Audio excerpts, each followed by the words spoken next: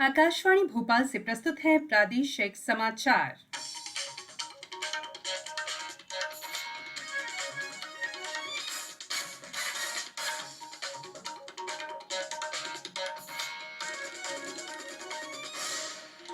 नमस्कार, समाचारों के साथ मैं संयुक्ता बैनर्जी। कोविड मरीजों की संख्या फिर से बढ़ रही है, इसलिए सभी श्रोताओं से अपील है कि कोई भी कोताही न बरतें। सभी सुरक्षा उपायों का पालन करें और 18 वर्ष से ऊपर के सभी लोग बेहिचक टीका लगवाएं। सुरक्षित रहें और इन आसान उपायों का पालन करें।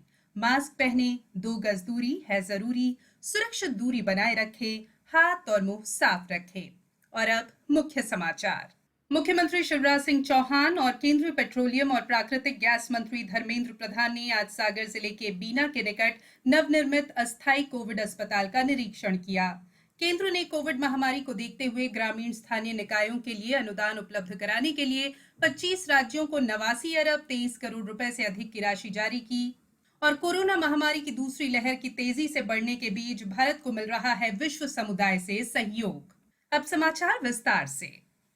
मुख्यमंत्री शिवराज सिंह चौहान और केंद्रीय पेट्रोलियम और प्राकृतिक गैस मंत्री धर्मेंद्र प्रधान ने आज सागर जिले के बीना में बीओआरएल के निकट नवनिर्मित अस्थायी 1000 बिस्तर के अस्थायी कोविड अस्पताल का निरीक्षण किया और अस्पताल के निर्माण संबंधी बैठक भी ली। केंद्रीय पेट्रोलियम और प्राकृतिक गैस मंत्री धर्मेंद्र प्रधान ने कहा है कि यहां अस्पताल का बड़े पैमाने पर निर्माण कार्य चल रहा है। बीना रिफाइनरी की इंडस्ट्रियल ऑक्सीजन को मेडिकल ऑक्सीजन में कन्वर्ट कर मरीजों के लिए उपयोग में लिया जाएगा। ये एक बड़ा प्रोजेक्ट है जो सागर, विदिशा, अशोकनगर और गुना सहित आसपास के जिलों के कोविड मरीजों के लिए बड़ी सौगात साबित होगा। केंद्रीय मंत्री श्री प्रधान ने कहा कि ऑक्सीजन की उपलब्धता के मामले में केंद्र और मध्य प्रदेश शासन लगातार मिलकर कार्य कर रहे हैं। शीघ्र ही मध्य प्रदेश ऑक्सीजन के मामले में आत्मनिर्भर होगा। मुख्यमंत्री शिवराज सिंह चौहान ने कहा कि यह प्रदेश का पहला ऑक्सीजन सप्लाई आधारित अस्थायी अस्पताल है, जहां पलंग तक डायरेक्ट ऑक्सीजन पाइपलाइन रहेगी। यह अस्पताल सर्व सुविधा युक्त बनाया जा रहा है। उन्होंने कहा कि हमारा उद्देश्य है कि आने वाले समय में मध्य प्रदेश ऑक्सीजन की उपलब्धता के मामले में भी आत्मनिर्भर बनकर उभरे। मुख्यमंत्री श्री चौहान ने कहा कि हमें कोरोना से हर मुकाबले के लिए तैयार रहना होगा। इस सिलसिले में बड़े ऑक्सीजन प्लांट्स की स्थापना प्रदेश में की जा रही है। उन्होंने बताया कि इस दिशा में गेल, आयोनॉक्स जैसी संस्थाओं से भी बातचीत जारी है। केंद्र ने कोविड महामारी को देखते हुए ग्रामीण स्थानीय निकायों के लिए अग्रिम रूप से अनुदान उपलब्ध कराने के लिए 25 राज्यों को 89 अरब 23 करोड़ रुपए से अधिक राशि जारी की है।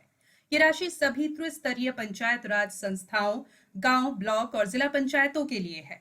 पंचायती राज संस्थाएं कोविड महामारी से निपटने के लिए रोकथाम और उन्मूलन संबंधी विभिन्न उपायों के लिए इस राशि का उपयोग कर सकेंगी। रक्षा अनुसंधान और विकास संगठन डीआरडीओ ने कोरोना के इलाज की एक दवा विकसित कर महत्वपूर्ण सफलता प्राप्त की है। संगठन को इसके उपयोग की अनुमति भी भारतीय औषधि महानियंत्रक से मिल गई है। कोरोना की इस दूसरी लहर में ये दवा 2-डीऑक्सी-डी ग्लूकोज कोविड पीड़ितों के उपचार में उपयोगी सिद्ध होगी। ये दवा एक पाउडर के रूप में है जिसे पानी में घोलकर लेना होता है। कोरोना संक्रमण के मामले में मध्य प्रदेश अब देश में 15वें स्थान पर है। राज्य में पिछले कई दिनों से कोविड-19 के नए मामलों में लगातार गिरावट आई है। हमारे संवाददाता ने राज्य के स्वास्थ्य बुलेटिन के हवाले से खबर दी है कि प्रदेश में कल जहां 11,598 नए मरीजों का पता चला, वहीं 4,445 रोगी स्वस्थ भी हुए। मुख्यमंत्री शिवराज सिंह चौहान ने प्रधानमंत्री नरेंद्र मोदी से कल फोन पर चर्चा कर उन्हें प्रदेश में कोरोना संक्रमण की वर्तमान स्थिति से अवगत कराया। श्री चौहान ने प्रधानमंत्री को बताया कि सरकार और जन समुदाय के सक्रिय प्रयासों से राज्य में कोरोना संक्रमण दर लगातार घट रही है।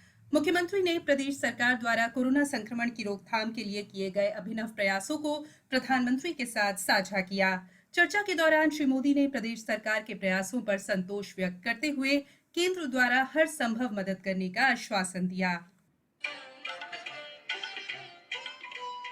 कोविड-19 से बचाव और सुरक्षित रहने के 3 उपाय।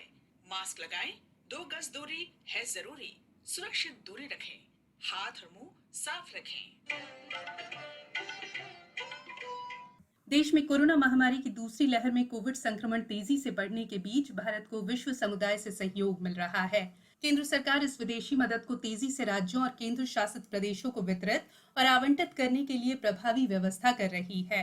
केंद्रीय स्वास्थ्य मंत्रालय ने कहा है कि अभी तक 6,738 oxygen concentrator, 3,856 oxygen cylinder, 16 oxygen उत्पादन संयंत्र, 4,668 वेंटिलेटर और 3 लाख से अधिक रेमडेसिविर टीके भेजे जा चुके हैं। इससे चिकित्सा सुविधाओं को मजबूती मिलेगी। इंदौर जिले का दूसरा सबसे बड़ा कोविड केयर सेंटर मांगलिया में स्थापित किया गया है। सर्व सुविधा युक्त इस सेंटर की क्षमता 200 बिस्तरों की रहेगी।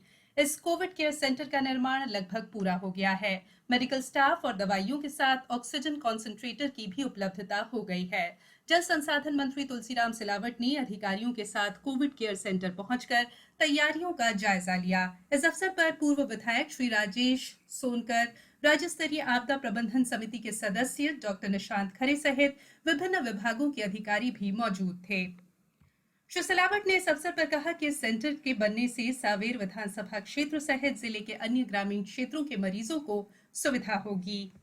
भारत को आज ब्रिटेन से 3 ऑक्सीजन जनरेटर और 1,000 वेंटिलेटर की खेप मिली। प्रत्येक जनरेटर की प्रति मिनट 500 लीटर ऑक्सीजन बनाने की क्षमता है, जो एक समय में 50 व्यक्तियों के लिए पर्याप्त है।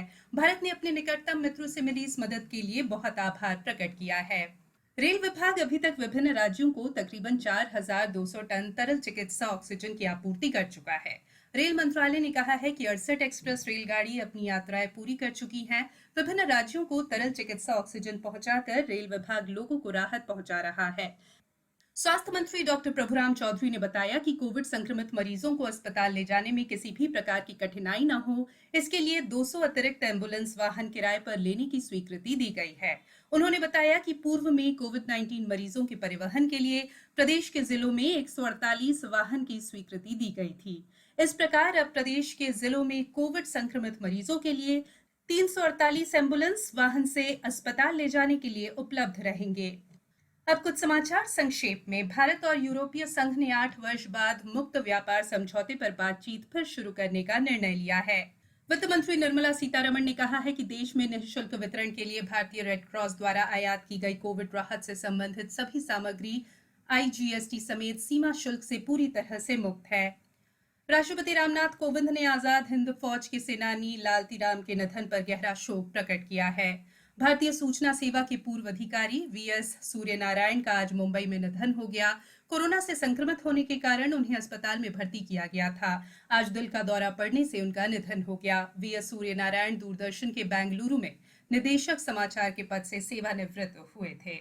भारतीय सूचना सेवा के सेवानिवृत्त वरिष्ठ अधिकारी राजेंद्र प्रसाद उपाध्याय का आज कोरोना संक्रमण से निधन हो गया। वे 64 वर्ष के थे।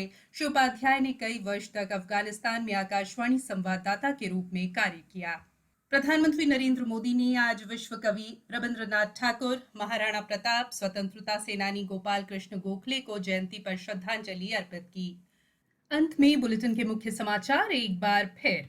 मुख्यमंत्री शिवराज सिंह चौहान और केंद्रीय पेट्रोलियम और प्राकृतिक गैस मंत्री धर्मेंद्र प्रधान ने आज सागर जिले के बीना के निकट नवनिर्मित अस्थायी कोविड अस्पताल का निरीक्षण किया। केंद्र ने कोविड महामारी को देखते हुए ग्रामीण स्थानीय निकायों के लिए अनुदान उपलब्ध कराने के लिए 25 राज्यों को 89 अरब 23 करोड़ रुपए से अधिक की राशि जारी की। और कोरोना महामारी की दूसरी लहर की तेजी से बढ़ने के बीच भारत को मिल रहा है विश्व समुदाय से सहयोग। इस बुलेटिन में फिलहाल इतना ही। बुलेटिन के अंत में एक अपील, मास्क और 2 गज की दूरी, हाथ धोना भी है जरूरी। नमस्कार।